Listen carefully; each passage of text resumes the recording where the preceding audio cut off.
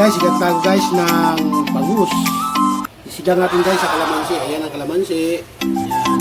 Ayan po yung kangkong. At saka yung siyempre ang ating bangus. Ayan yung bangus natin napakataba. At siyempre para sumarap lalo ang sabaw at magiging mabango, lalagyan natin ang siling haba na pangsigang. Lalagyan din natin ng kamatis. Ayan.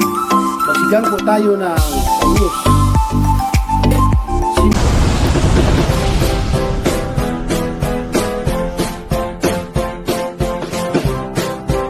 Magsigang po tayo ng bangus.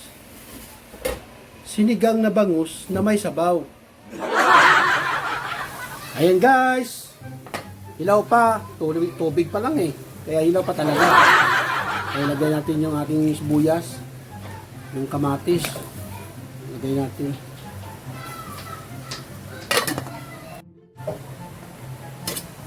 Ilagay na rin natin yung ating isda. Ayan. Ilagay natin dyan. At piraso lang yan. Pero napakasarap ng sabaw niyan. Malasa. Alam nyo naman ang bangus na isda. Napakalasa. Wow! Ayan. At siyempre, ilagay din natin yung ating okra. Ayan. Alam nyo na okra. Napakasarap. Ayan. Pag malambot na okra, luto ng isda.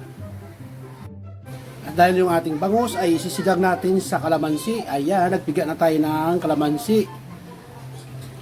Kalamansi juice. Natin to para matanggal natin yung katas ng kalamansi. Dan ito yung ating ilalagay sa ating sinigang. Salaan para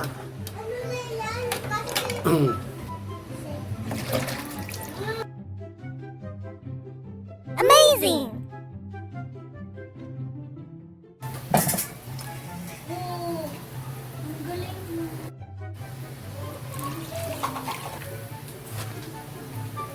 ayan, ilagay natin yung kangkong.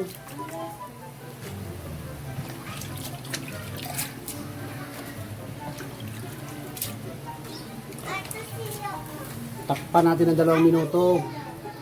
Pagkatapos ng 2 minuto, luto na.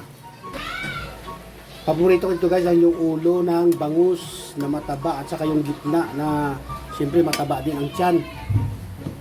Yan ang masarap. Ayan guys, ito na guys yung ating sinigang na bangus sa kalamansi. Siyempre gagawa ako mamaya ng sausawan na may patis at may kalamansi rin.